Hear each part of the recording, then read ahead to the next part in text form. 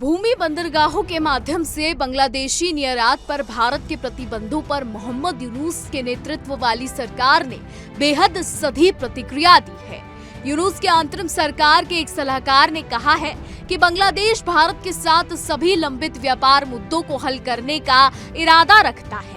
बांग्लादेश के अंतरिम सरकार के वाणिज्य सलाहकार शेख बशरुद्दीन ने दावा किया कि उन्हें व्यापार प्रतिबंधों पर भारत सरकार से कोई आधिकारिक विज्ञप्ति नहीं मिली है।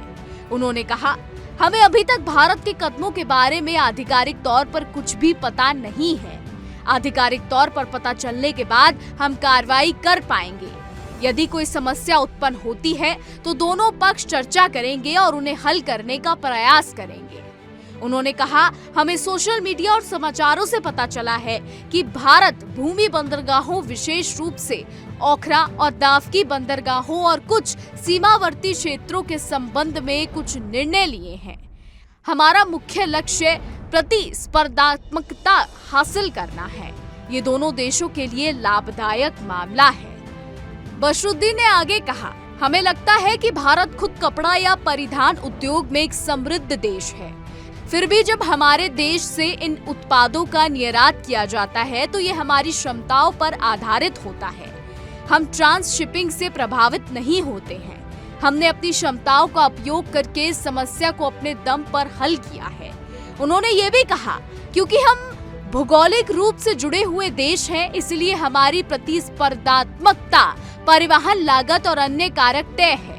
इस संबंध में हम अपने कृषि उत्पादों के आयात पर अलग अलग समय पर प्रतिबंध लगाते हैं। भारत भी ऐसा कर सकता है।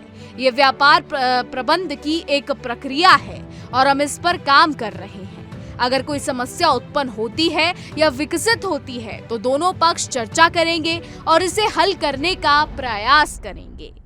बताते चले कि भारत के व्यापार प्रतिबंधों का असर $770 मिलियन पर पड़ेगा, जो कुल बांग्लादेशी आयात का लगभग 42% है। भारत की जवाबी कार्रवाई के बाद बांग्लादेश को भारत में अपने तैयार कपड़ों का निर्यात नहावा, शेवा और कोलकाता बंदरगाहों के माध्यम से करना होगा। पिछले साल शेख हसीना को देश से बाहर किए जाने और हिंदू अल्पसंख्यकों के उत्पीड़न के कारण राजनयिक तनाव के बीच पारस्परिक व्यापार प्रतिबंध लगाए गए थे।